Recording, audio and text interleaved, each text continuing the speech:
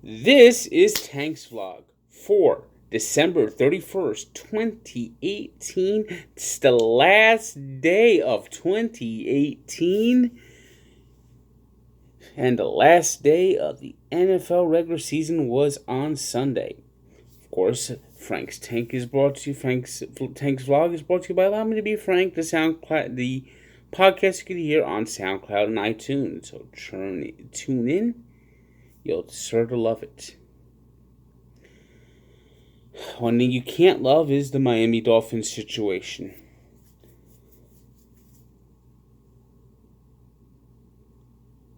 They have got to blow the damn thing up. This constant mediocrity just cannot happen again next year.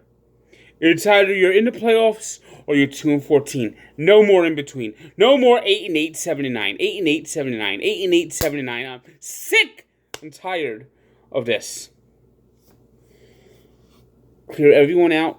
Maybe Adam Gase is the one that's unfair to blame.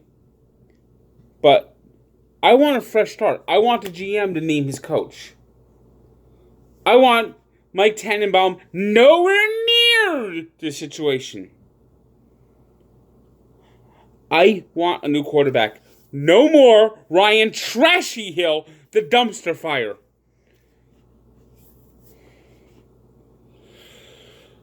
No more. No more. Ugly performance. Ugly loss. 2 years in a row. 2 years in a row. They beat the Patriots and they don't win another game. That's just unbelievable. 42-17 loss in Buffalo. Except for a 1 minute period in the second quarter, this team was dead the entire day. Didn't even show any heart, any hustle, nothing. They let Josh Allen do whatever Josh Allen wanted to do today. He had 95 yards on the ground, 224 yards in the air. Just absolutely riddled them, killed them. Pathetic. Pathetic. Of course, we're going to see the coaching changes start coming, and they've already started. It's ding. You're not welcome back. Your Buccaneers fell apart. You're not welcome back. The season went down in flames. Well, couldn't decide who your quarterback was. The season was a waste of time. You finished 5-11. Not very good now. It's been a decade since Tampa's been in the playoffs. It's a lot to take in. You're not welcome back. You're not welcome back. Not welcome back, Mr. Cutter. Yes, that's right. Dirk Cutter was the first coach that was told to walk the plank. As the Buccaneers finished the year 5-11, losing on Sunday to the Atlanta Falcons 34-32.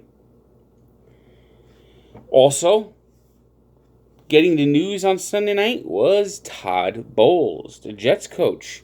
As the Jets absolutely did not show up in Foxborough today, Patriots once again the 2 seed in the AFC. They've been either the 1 or 2 seed every year in this decade. I don't know if it's just their greatness, but I think a big part of it is just how brutal the AFC is. I mean, it's been a brutal decade. It's been brutal. It's just not... The competition has not been good. And this year, it's no different. I mean, there are 2 teams that are better than them, I think, right now. I think the Chargers are better than them. The Chiefs are better than them, but they're in the same division, so... They're the 2 seed. 11-5 is not a great 2 seed. You don't see too many 11-5s end up as a 2 seed. You don't see that too often. But, just a brutal performance by the Jets. So Todd Bowles was ejected from the New York Jets. Packers, of course, already made their decision, and Jerry Philbin didn't do much to win the job, as the Packers lost to the Lions 31-0, and Aaron Rodgers suffered a concussion and did not play long in that game. Of course, that was probably a big reason why. Saints players Drew Brees did not play, and Teddy Bridgewater, if he was trying to impress anyone, didn't do so, as the Saints were throttled by the Panthers 33-14. The Panthers, of course, were 6-2 at one point and lost 7 in a row before winning their final game. Kyle Allen had an impressive game in showing, hey guys, I'm an undrafted rookie quarterback. Maybe you guys want me. Hey, very good day. 228 yards, 2 touchdowns. Cowboys didn't have anything to play for, but Dak Prescott had probably his best game of his career, passing for 387 yards with 4 touchdowns, as the New York Giants, doing their best Atlanta Falcon impersonation, once again had another meltdown in the fourth quarter. Another meltdown. Do-do-do-do. Do-do-do-do-do. Do-do-do-do. Do-do-do-do-do-do-do-do-do. It's another meltdown. Losing 36-35 at the Meadowlands to finish the year 5-11. Cowboys are the 4th seed. Will take on the Seahawks next week. Saints, of course, as mentioned before, were already number 1 seed, didn't have anything to play for, so that is why we didn't see Drew Brees out there. Some teams rest their players, some teams don't, and you just don't know how. Week 17 has become impossible to predict because you don't know who's going to play, how long they're going to play. You just don't know.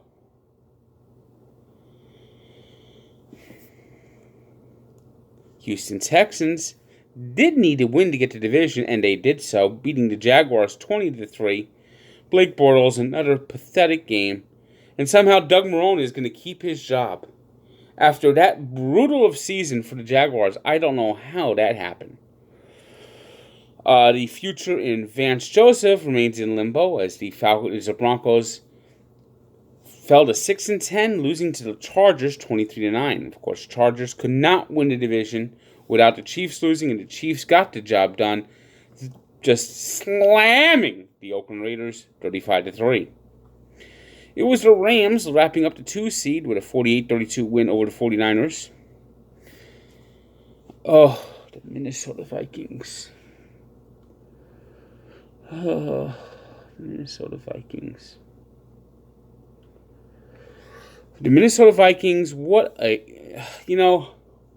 they screwed me in the Survivor pool, and they screwed me in a pool I was in, a season pool. I could have won if Kirk Cousins would have showed up today, but nope. Kirk Cousins is so damn overrated. I don't want anyone to ever say to me, Kirk Cousins is an elite quarterback. Kirk Cousins is a terrible quarterback. Can't win the big one. He can't do it. Skull Vikings go down in flames. Skull Vikings, it's quite a shame. We just showed up, didn't show up, lost. Every winning team we played. Skull Vikings, we failed. As they lost to the Bears 24-10 and did not make the playoffs, and that opened the door for the Eagles to get in. And the Eagles blanked the Redskins 24-0. Another fantastic effort by the Washington Redskins. Fail to the Redskins. Fail to get a point. They're going backwards. Time to punt again. What a fabulous owner Daniel Snyder is. Seahawks were flat today, but they did manage to get a last-second field goal by Sebastian Janikowski, the ageless wonder, to beat the Cardinals 27-24. And with that loss, the Arizona Cardinals are on the clock.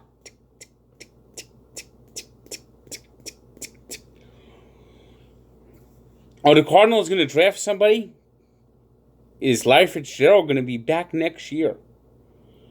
I mean, if the Cardinals really want to do Larry Fitzgerald a favor, they trade him to a contender. So maybe he could, if he wants to play next year, play for a contender. Yes, he was in the Super Bowl 10 years ago. Almost was Super Bowl MVP. In that flukish appearance the Cardinals made.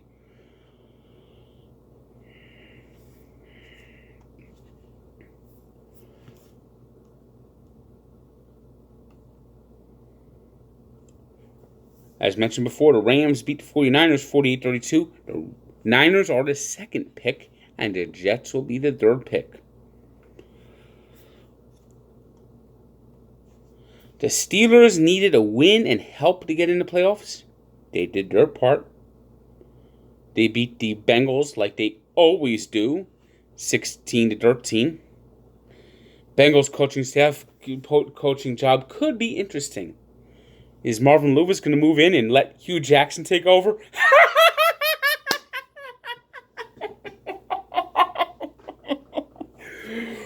Baby, if you ever wonder why we don't win a game.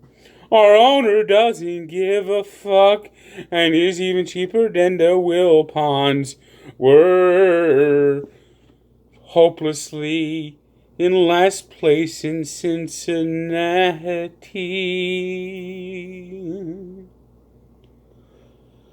So the Steelers did their part, 16-13. No Antonio Brown, but they were able to get the win, overcoming an early 10-0 deficit. But the Ravens held off the Browns. Browns threw a scare into Baltimore. They were able to get 24 points against the number one defense. Ravens had chances to put that game away, but they couldn't do it. They settled for field goals too many times. And Baker Mayfield, a great day. 376 yards passing, 3 touchdowns. He also had 3 interceptions, so that kind of hurts. But Greg Williams deserves the job, Cleveland. Greg Williams deserves to be the head coach of the Cleveland Browns. To not even consider him is a shame. And if you find yourself next year you're losing and you hired some bum to be your coach, you deserve it. Greg Williams did enough to deserve the job. I hope Greg Williams keeps the job in Cleveland. I mean, he took over a mess left by Hugh Jackson, and they almost finished over 500, 7-8-1. I mean, you go from 1-15, 0-16 to 7-8-1. That is a fantastic coaching job. They're a team on the rise. Greg Williams deserves a chance to be the coach of the Cleveland Browns. So the Ravens get the 26-24 win and are AFC Central Division champions. They will be playing the Chargers next week, and they beat the Chargers last week in Los Angeles, so it's going to be an interesting matchup there. The other matchup, we got the Cowboys, Seahawks. We got the Eagles. They'll be going up against the Bears. And we got the Colts going up against the Houston Texans, who they split with. And the reason why the Colts will be doing that is because the Colts beat the Titans 33-17. No Marcus Mariota. The Titans were finished by... Andrew Luck had a decent enough game. 3 touchdown passes again. But without Marcus Mariota, the Titans are just hopelessly lost. Blaine Gabbert. How did this guy get this long of an NFL career? I mean, he's brutal. Brutal. He's always been brutal. He's terrible at the Jaguars, terrible at the Niners, and he's terrible at the Titans.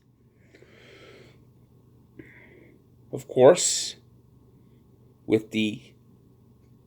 Now, if that game ended in a tie, the Steelers would actually got in the playoffs. But the Colts got the win, so no tie and no playoffs for the Steelers, who once had a 3-game lead in the North and were being talked about as Super Bowl contenders, but nope, they'll be going home.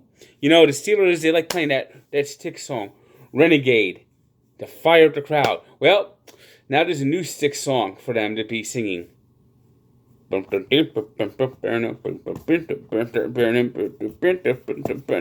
had a 3-game lead in the AFC North, but we lost to the Broncos, lost to the Chargers, and slipped and fell on our ass against the Raiders.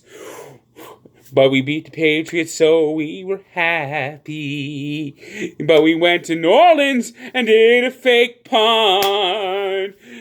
Even though we came up short, we were celebrating a first down, hoping that the refs wouldn't be notice that we were just a big fat clown.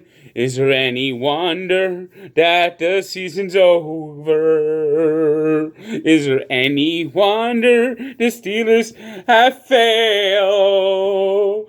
Oh, maybe they should have given Le'Veon Bell the money he wanted. James Conner, he fumbled, then he got hurt. They had no running back. Big Ben threw interceptions all the time that the pressure was on him.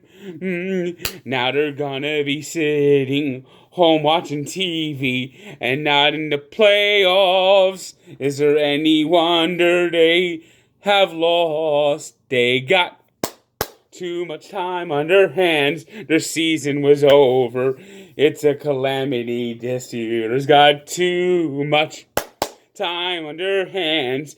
Mike Tomlin's overrated. He's not a good coach. Too much time on their hands.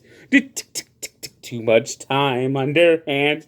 Ooh, the Steelers have lost now. Their season is over. They're not waving terrible towels. They're taking them home now, and they're starting to cry in them. Is there any wonder their season is over? Is there any wonder it's been a big fail? Oh, they got too much time on their hands. It's a calamity. They got too much time on their hands. And so ends another NFL regular season. See you in the playoffs. And we'll be talking about that in the next month. All the way up to the Super Bowl in Atlanta. NHL, just one game on Sunday. And it was the Vegas Golden Knights throttling the Arizona Coyotes 5-1. NBA. The Orlando Magic had the right touch to beat the Detroit Pistons 109-107. Pistons with all their firepower and their 16-18. That's got to be a disappointment, especially the way Blake Griffin's played so far this year. And you just know his injury's coming any day now. Any day now. Blake will sprain his ankle or break a bone inside his foot. It just happens every year. Blake Griffin breaks down. Any day now. He'll be on the bench in a walking boot. The Minnesota Timberwolves beat the Heat 113-104. Fine game by Karl-Anthony Towns, 34 points, 18 rebounds, 7 assists, and 4 blocked shots. It was the Raptors heading into New Year as the best team in the NBA with a record of 27-11 after beating the Chicago Terribles 95-89. It was the Dallas Mavericks edging the Oklahoma City Thunder 105-103. A fine game by Luka Doncic with 25 points. We got the Trailblazers blowing out the 76ers 129-95. CJ McCollum had 35 points. And the Lakers crowned the Kings 121-114 as LeBron James was drinking up again, missing another game with his groin strain. He's expected to miss a week or so, but the Lakers showed that they can win without him by beating the Kings. Today's 3 stars are Dak Prescott with 387 yards against the Giants' porous defense. Karl Anthony Towns. I was wrong about the 4 block shots. He had 6 block shots, along with 34 points, 18 rebounds, 7 assists as the Timberwolves beat the Heat. And Matt Ryan, who for once wasn't Matt Dumpster Fire, passing for 378 yards with 2 touchdowns as the Falcons beat the Buccaneers. And let's not forget about the Colts. What a comeback story they had. So we had our last with the Steelers, but they are just the second 1-5 team, by the way, to make the playoffs. So great job by Frank Reich, and a great job by Andrew Luck, the hands-down comeback player of the year. Today's birthday shout-out goes to the guy who could have been the biggest GOAT in Mets history. Said he just got the win in Game 6. He was a starting pitcher. He was a reliever. The Mets never really quite found the right role for him. And they traded him for Frank Viola, and he became a top closer for the Twins. And, of course, I'm talking about Rick Aguilera, who turns 57. And it was 30 years ago today. In Chicago, they are playing a playoff game against the Eagles, like they will next weekend. The Bears, the rivalry between Buddy Ryan and Mike Ditka, was clouded by a fog. Dense fog rolled in as the Bears won 20-12 in what became known as the Fog Bowl. So check out the full story at Barstool Sports and Sports Encyclopedia, where sports history lives. Don't forget to listen to Allow Me to Be Frank on iCloud and SoundCloud and iTunes. I did it again. I got those names combined. Come on, these companies have to merge, just so I can stop messing them up. Good day, and as the Steelers, too much time on their hands.